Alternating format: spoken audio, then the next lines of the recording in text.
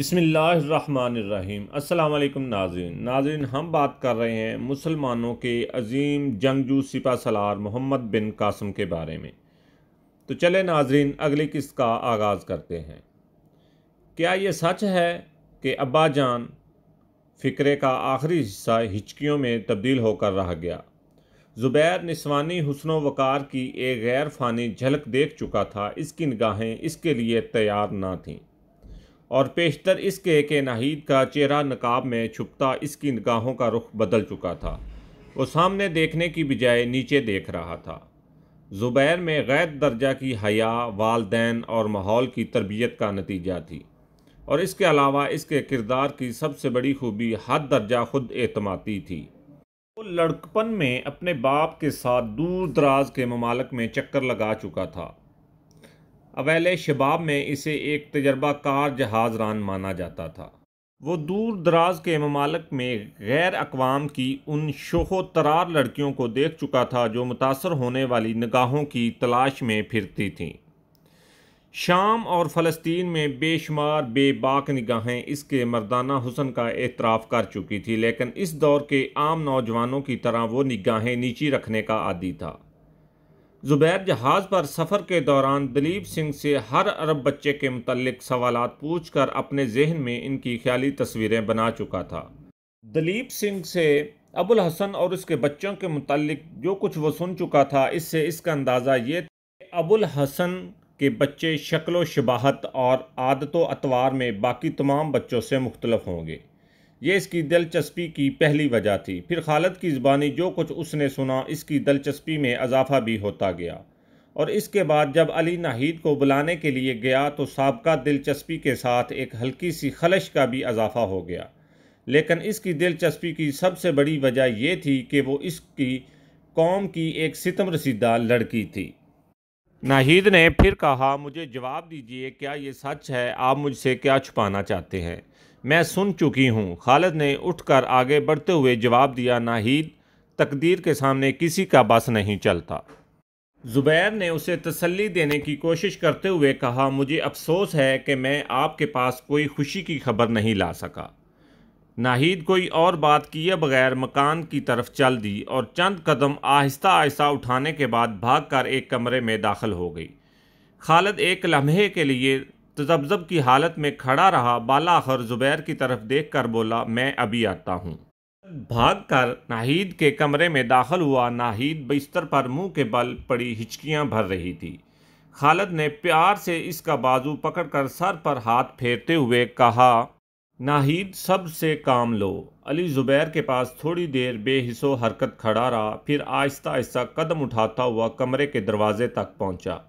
नाहिद की आहें सुनकर उसे ज़मीन की हर शय उदास और गमगीन नज़र आ रही थी। वो सहमता और झिझकता हुआ कमरे में दाखिल हुआ और डरते डरते खालिद के बाजू को छूकर बोला, आपा, नाहिद क्यों रो रही है? खालिद ने उसकी डुबडुबाई हुई आंखें देखकर प्यार से इसके कंधे पर हाथ रखते हुए कहा, अली अब्बा जान वापस नहीं आएंगे। कम सिन बच्चे के मुंह से एक जिगर दोज चीख निकली, नहीं नहीं, ये ना कहिए, वो ज़रूर आएंगे। खालिद ने कहा, ये दलीप सिंह के साथ आए हैं, उनका जहाज़ शायद गर्क हो चुका है।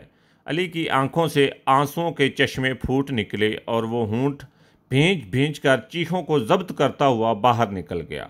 वो दिल का बोझ हल्का करने के लिए किसी ऐसी जगह जाना चाहता था जहां इसकी आवाज़ सुनने वाला कोई ना हो, लेकिन बाहर निकलते ही इसने पड़ोस के बहुत से लोग अपने गिर्द जमा कर लिए। थोड़ी देर बाद अरबों के तमाम बच्चे, औरतें और मर्द खालिद के मकान के सहन में जमा हो गए। लोगों का शोर सुनकर खालिद बाहर निकला और बैक्त वक्त कई ज़बानें इससे मुख्तलिफ सवालात पूछने लगीं। तलहा ने आगे बढ़कर सबको खामोश किया और खालिद से पूछा, क्या जहाज़ के गर्क होने की खबर दुरुस्त है? खालिद ने असबात में सर हिलाया। इसने ज़ुबैर की तरफ देखा और पूछा, क्या यह खबर आप लाए हैं? ज़ुबैर ने जवाब दिया, मुझे अफसोस है कि मैं किसी अच्छी खबर का एलची न बन सका। तलहा ने पूछा, जहाज़ कैसे गर्क हुआ? ज़ुबैर ने जवाब दिया, हम ये मालूम ना कर सके। ज़ुबैर ने बेवाओं और यतीमों को फर्दन फर्दन तसल्ली देने के बाद अरब वापस जाने के मुतालिक उनके इरादे दरियाफ्त किए। यतीम बच्चों और बेवाओं ने यक ज़बान होकर वापस जाने की ख्वाहिश जाहिर की। ज़ुबैर देर तक इनके साथ बातें करता रहा। बाला आखिर नमाज असर की अजान सुनकर इसने लोगों के हमरा मस्जिद का रुख किया। तला के इसरार पर ज़ुबैर ने इमाम के फ़रज़ सर अंजाम दिए। जब वह मस्जिद से निकला तो दरवाजे पर राजकुमार और दलीप सिंह खड़े थे। खालिद को देखकर राजकुमार की स्याह और चमकदार आंखें पुरनम हो गईं और उसने आगे बढ़कर खालिद को गले लगा लिया।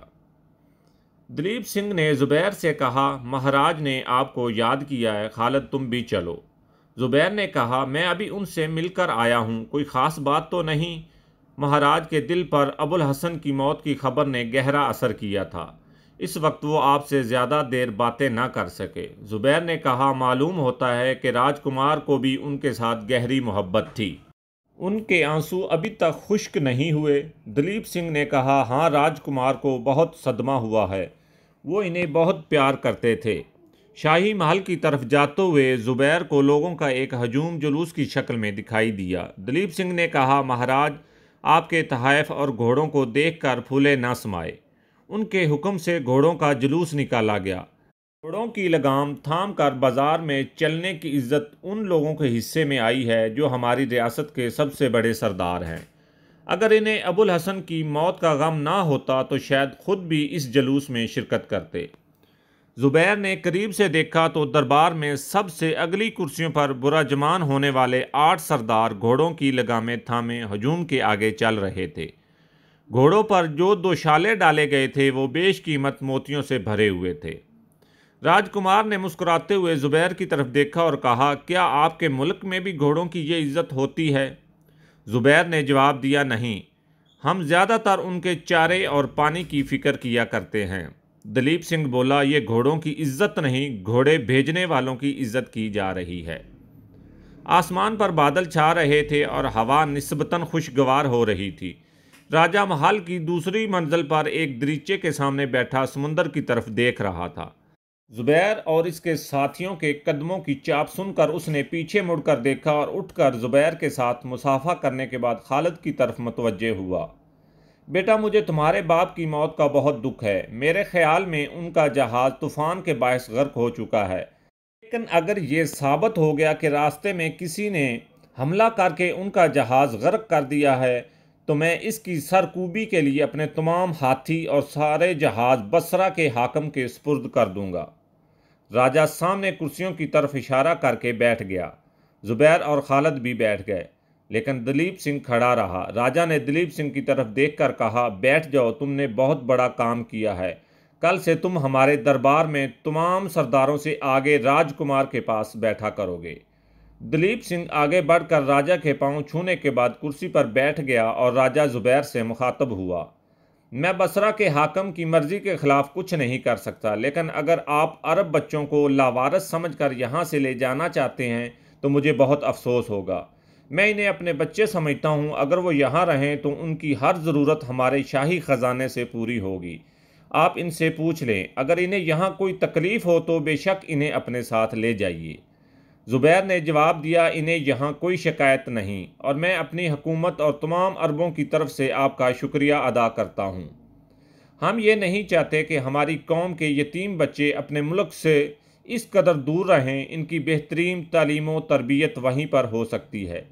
इसके बाद अगर वो पसंद करेंगे तो इन्हें यहाँ भेज दिया जाएगा। राजा ने पूछा, आप सबको ले जाना चाहते हैं? नहीं, तलहा और चंद ताजर यहीं रहेंगे। लेकिन खालिद और इसकी बहन भी तो यहीं रहेंगे ना? नहीं, ये भी मेरे साथ जाएंगे। राजकुमार ने मगमूम लहजे में कहा, नहीं नहीं, हम नहीं जाने देंगे। खालिद को मैं अपना भाई बना चुका हूँ और नाहिद मेरी बहन है। पिछले कमरे के पर्दे की आड़ से एक निस्वानी आवाज़ आई और 14-15 वर्ष की एक लड़की राजा के सामने आ खड़ी हुई। रंग राजकुमार की तरह सांवला था, लेकिन चेहरे के नकूश इसकी निस्बत तीखे, आंखें खूबसूरत और चमकदार थीं। इसने खालिद की तरफ देखा और कहा, भैया, तुम्हें माता जी बुलाती हैं। खालिद उठकर दूसरे कमरे में चला गया और लड़की ने चलते चलते राजा की तरफ देखा और कहा, पिताजी, आप इनकी बातें ना सुने। राजा ने ज़ुबैर की तरफ देखकर कहा, देखा आपने? ज़ुबैर ने कहा, बहुत अच्छा, मैं इनकी मर्ज़ी पर छोड़ता हूँ। खालिद थोड़ी देर बाद सर झुकाए वापस आकर अपनी जगह पर बैठ गया। राजा ने पूछा, बेटा, उन्होंने ये फ़ैसला तुम पर छोड़ दिया है? अब तुम बताओ, तुम यहाँ रहना चाहते हो या नहीं? खालिद ने जवाब दिया, आपके हम पर बहुत एहसानात हैं। अगर मेरे पेशे नज़र दुनिया का कोई आराम होता तो मैं आपका साथ कभी ना छोड़ता, लेकिन इस वक्त हमारी कौम दूर दराज के ममालिक में जिहाद कर रही है और मेरी रगों में एक मुजाहिद का खून है। मैंने सुना है कि मौजूदा वक्त की ज़रूरत का एहसास करते हुए मुझसे कम उम्र के लड़के भी जिहाद पर जा रहे हैं। मैं इस सआदत से महरूम नहीं रहना चाहता। राजा कुछ देर सर झुकाकर सोचने के बाद बोला, बेटा, तुम अबुल हसन के बेटे हो। अगर तुम इरादा कर चुके हो तो मुझे यकीन है कि तुम्हें दुनिया की कोई ताकत नहीं रोक सकती। खुशनसीब है वो कौम जिसकी माएँ तुम्हारे जैसे बच्चे जनती हैं। खालिद ने कहा, मैं चाहता हूँ कि आप मुझे खुशी से इजाज़त दें। राजा ने जवाब दिया, अबुल हसन के बेटे की खुशी मेरी नाराज़गी का बहस नहीं बन सकती। अब तक के लिए नाजरीन इतना ही। इंशाल्लाह जल्दी नेक्स्ट एपिसोड के साथ मुलाकात होती है। अल्लाह हाफिज़।